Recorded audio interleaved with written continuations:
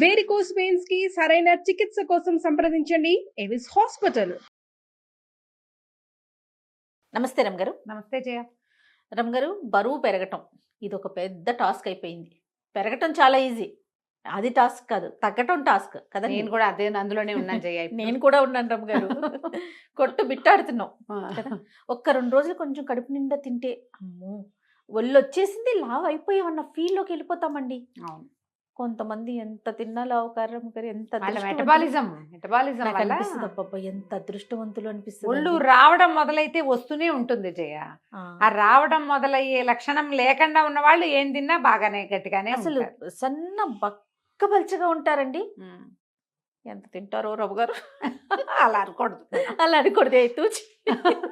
కానీ అనిపిస్తుంది రమ్మ గారు నాకైతే వీళ్ళు శుభ్రంగా తింటారు, నాకు అక్క ముక్క లాగిచ్చేట్టుగా తింటారు అనిపిస్తుంది. చక్కగా తింటారు, పగలు పడుకుంటారు, లేస్తారు, ఏమి ఎక్సర్సైజ్ చేయరు, వంటి తీరు. ఎన్ని బాధలు పడతానో నేనైతే తెలుసా. నువ్వు ఇంటే తింటావు, పిచ్చుకలాగా తింటానా. వాకింగ్లు చేస్తా ఉంటా, ఏదో ఒకటి చేస్తా ఉన్నా కూడా ఒక 2 రోజులు కొంచెం ఒక ముద్ద ఎక్కువ తిన్నానంటే నాకే తెలిసిపోతుంది, అమ్మో నేను లావ్ అయిపోతున్నాను అన్న ఒక ఫీల్ వచ్చేసి. న్యాచురల్గా సన్నగా అవ్వాలి, ఒంట్లో ఫ్యాట్ తగ్గిపోవాలంటే ఏం చేయాలి చెప్పండి? 2 పనులు చేయాలి. తిండి మానేయాలి, ఎక్సర్సైజ్ చేయాలి. ఒట్టి ఎక్సర్సైజ్ తోటి సన్నబడ్డ వాళ్ళు అసలు చూడం మనం. ఎక్సర్సైజ్ తోటి మనుషులు గట్టిగా అవుతారు, ఫిట్ అవుతారు, గట్టిగా ఉంటారు, కదలికలు బాగుంటాయి, పోస్చర్స్ బాగుంటాయి, ఆ తర్వాత గుడ్ షేప్స్లో కనిపిస్తారు. ఎక్సర్సైజ్ తోటి వెయిట్ తగ్గటం అనేది నిర్వివాదాంశం. ఫుడ్ కంట్రోల్ తోటే మనం తగ్గగలుగుతాము. ఫుడ్ కంట్రోల్ మనం ఎప్పుడు చెప్పుకునేది. 5-6 ఏళ్ల క్రితం ఒకటి చెప్పాను నేను, 3 ఏళ్ల క్రితం అదే చెప్పా, మళ్ళీ ఇప్పుడు కూడా అదే చెప్తున్నా. మీరు 2 అంటారా? ఫుడ్ కంట్రోల్ ప్లస్ ఎక్సర్సైజ్ ఖచ్చితంగా. లేదా ఓన్లీ ఫుడ్ కంట్రోల్, లేదా ఓన్లీ ఎక్సర్సైజ్? ఇప్పుడు ఓన్లీ ఫుడ్ కంట్రోలే చేస్తాం జయ. మనము ఈ డండ్ల పిల్లోలోంచి లేదా ఎయిర్ పిల్లోలోంచి గాలి తీస్తే మనుషులు అది ఎలా అవుతుంది? ఎయిర్ పిల్లో తస లూజుగా, అవునా? నువ్వు డైట్ చేసి సన్నబడిన వాళ్ళు, గుడ్ షేప్లో ఉన్నారని గబుక్కును గుర్తొచ్చిన వాళ్ళని ఒక్కళ్ళనైనా చెప్పు. నువ్వు ఎవ్వరు లేరండి. షేప్లెస్గా అయిపోయిన వాళ్ళు 100 మంది గుర్తొస్తారు, సెలబ్రిటీస్తో సహా. గుర్తు చేసుకో, నా మాట అబద్ధమైతే. సెలబ్రిటీలు దాకా కాదు, నాకు మా ఆయనే గుర్తొస్తున్నా.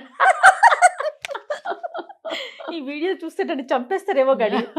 తగ్గిపోతే మీకు తెలుసు కదా రమ్మ గారు, ఎంత డ్రాస్టిక్గా తగ్గిపోతాడంటే అన్ని మానేసి మళ్ళీ అసలు ఎంత షేప్. అదే మీరు అన్నట్లుగా పిల్లో కనుక ఎట్లా అలా అయిపోతుంది. పెద్ద పిల్లోలో బాగా నిండుగా పత్తి కూరిన పిల్లోని సగం తీసేస్తే డీలాగా ఏడిసినట్టు ఉంటారు. ఊరెళ్తే రమ్మ గారు కొంతమంది పెద్దవాళ్ళు అయితే పక్కకు తీసుకెళ్ళి, ఏంటి బాబు ఏదైనా సమస్య అంటారు, ఏదైనా ప్రాబ్లం అంటారు, హెల్త్ బాగోట్లేదా, లేకపోతే పర్సనల్ గా బాగోట్లేదు, ఇంకా రకరకాల ప్రశ్నలు అనమాట. నిజంగా రమ్మ గారు కదా. అస్సలు మీరు డైట్ చేసేవాళ్ళు ఇప్పుడు ఎన్ని రకాల డైట్లు వచ్చినాయి. మనమే సుమన్ టీవీయే బోల్డని డైట్లను ప్రమోట్ చేస్తుంది, బోల్డని యోగాల్ని ప్రమోట్ చేస్తుంది. యోగా చేయండి, లేదా ఎక్సర్సైజ్ చేయండి, పిలాటిస్ చేయండి, జూంబా చేయండి, ఏమైనా చేయండి. దాంతోపాటు డైట్ కంట్రోల్ కూడా చేయండి. అదేదో డైట్ తీసుకుని మీరు సన్నబడితే ఎంతమందిని చూసాను చేయ, అద్భుతమైన డైట్లు ఏమీ తినకుండా వటించి ఉండి 18 కిలోలు, 20 కిలోలు, 30 కిలోలు తగ్గిన వాళ్ళని కూడా చూసాం. ఆ తగ్గిన వాళ్ళు అదే వెయిట్లో మెయింటైన్ కావాలి అంటే ఎక్సర్సైజ్ మస్ట్. వాకింగ్ చేస్తాను, ఎంతసేపు వాకింగ్ అంటావు. వాకింగ్ తోటి నువ్వు తగ్గేది, వాకింగ్ తోటి ఏంటంటే నువ్వు చకచకా నీ కదలికలు బాగుంటాయి. అవును, దాంతో నువ్వు తగ్గేదైతే లేదు, అస్సలు ఉండదు. కానీ వాక్ చెయ్యాలి. అప్పుడు ఏమిటవుతుంది, మనకి శరీరం చులగ్గా ఉంటుంది, యాక్టివ్గా ఉంటాం. మనం వాక్ చేస్తే ఇప్పుడు ఎక్కడికైనా గబుక్కుని కాస్త నడవాల్సి వస్తే, ఈ రోజువారీ వాకింగ్ అలవాటు లేని వాళ్ళు ఏడుస్తారు దేవుడు అని. ఏ గుళ్ళోకి వెళ్తే కాళ్ళు పీక్కొస్తూ ఉంటాయి, కంఫర్టబుల్గా ఉండదు. మన జీవన క్రియలు కుంటుపడకుండా ఉండాలంటే వాకింగ్ మస్ట్. కానీ వాకింగ్ ఫర్ వెయిట్ లాస్ కానీ, వాకింగ్ ఫర్ గుడ్ షేప్ కానీ, వాకింగ్ ఫర్ ఇంకోటి ఏదో కానీ ఎవరైనా చెప్తారా మనకి? లేదండి, చెప్పరు. 8 కిలోమీటర్లు నడిచే వాళ్ళని కూడా చూస్తాం మనం రోజుకి. నడిచేస్తారు, అలాగే ఉంటారు. వాళ్ళు చక్కటి షేప్స్లో మారినట్టు ఉంటారు. చక్కటి షేప్లోకి మారాలంటే శరీరానికి తగిన ఎక్సర్సైజు. నేనైతే ఆల్ ద టైము సూర్య నమస్కారాలే నమ్ముతాను. యోగాకే మీరు సూర్య నమస్కారాలు కనుక చేసి, ఇప్పుడు నేనైనా వెయిట్ పెరిగాను కానీ ఆర్డ్ షేప్లో రాలా ఇంకా నేను, బికాస్ ఆఫ్ సూర్య నమస్కారాలు. ఆన్ అండ్ ఆఫ్ చేస్తూనే ఉంటా జయ. నేను ఎంత ఒళ్ళొంగితే అంత వస్తుంది అంటారా రమ్మగారు? కరెక్ట్ షేప్లో ఉంటారు జయ. ఒళ్ళొచ్చినా గుడ్ షేప్స్లో ఉంటాం, గట్టిగా ఉంటాం, ఆరోగ్యంగా ఉంటాం. వెయిట్ లాస్ కనిపిస్తుంది అంటే ఏం పెద్దగా అనిపించట్లేదు జయ, ఫ్యాట్ లాస్ కానీ వెయిట్ ఏం లాస్ కనపడదు. ఫ్లెక్సిబుల్ ఉంటుందా?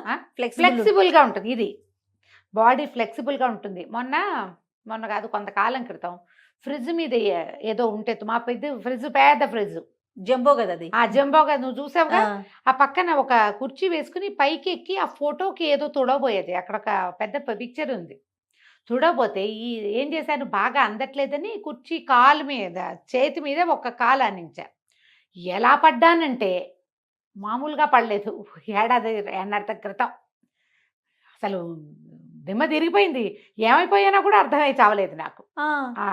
మామూలుగా అయితే ఈ ఏజ్కి ఏదైనా విరగాలి మరి కదా, ఏం అవ్వలేదు జయ. అయ్యో ఎంత పెద్ద రహస్యం చెప్తా కదా నీకు నేను. భగవంతుడా, ఇది ఎలా అయిందంటే చెయ్యి ఆడ్గా నేలకు మనం పడేటప్పుడు ఎక్కడో చోట చేతులు పెట్టేస్తాం కదా, వేలు కొంచెం ఆడ్గా ఎట్లాగో పక్కకి తిరిగింది. ఒక 2-3 రోజులు వాపు ఉంది. ఎక్స్రే తీయించాం, ఏమైనా విరిగిందా అని. ఏం లేదు, ఒక ఆడ్గా అయింది. అలా అప్పుడే అటు ఇటుగా మా అక్కయ్య కూడా ఇలాగే పడింది. తనకి ఇక్కడ విరిగిపోయింది. తనకి ఆ సర్జరీ అవసరపడింది. మేమిద్దరము ఒకేలా పడ్డాం. ఒక 4-5 కేజీలు తేడా ఉంది మా ఇద్దరికి, అంతే. ఒక 4 కిలోలు తేడా ఉందేమో. తనకు కొంచెం షార్ట్ నాకంటే. నేను పడ్డాన్ని తెలిసి మా అక్కయ్య పిల్లలందరూ కొట్టిపోయింది. కనీసం ఏదో ఒక ఎక్సర్సైజ్, యోగా ఉంటుంది కాబట్టి ఈ బాడీ అంత సులువుగా విరగలేదని జడ్జిమెంట్ ఇచ్చారమ్మా. మాకు ఒక ఆయుర్వేదిక్ ఫ్రెండ్ ఉన్నారు, తను కూడా అదే చెప్పాడు. అవునా? నీ ఎక్సర్సైజ్ ఉండటం వల్ల నీకు ఫ్లెక్సిబుల్గా ఉంది బాడీ, ఓకే, ఇది తక్కువ ఉంటుంది అని. అవునో కాదో డాక్టర్లు ఎవరైనా చెప్పాలమ్మా. నేను పడిన పొజిషన్కి చాలా అవ్వాలి నాకు. కుర్చీ ఎలా అయిపోయిందంటే అది నానా రకాలుగాను అయింది, పనికి రాకుండా. అసలు చెప్పా కదా, తలకాయ ఎక్కడ పడ్డాను, ఏమైపోయానో కూడా చాలాసేపటి దాకా అర్థం కాలేదు. అమ్మో, అలా జాగ్రత్తగా ఉండాలి రమ్మ గారు కదా. ప్లాస్టిక్ వాటి మీద గబుక్కుని ఎక్కకూడదు. ఇది ఒక పాఠం. అయితే మనకి ఈ యోగా కానీ ఎక్సర్సైజ్ కానీ ఉన్న వాళ్ళకి బాడీ ఫ్లెక్సిబుల్గా ఉంటుంది.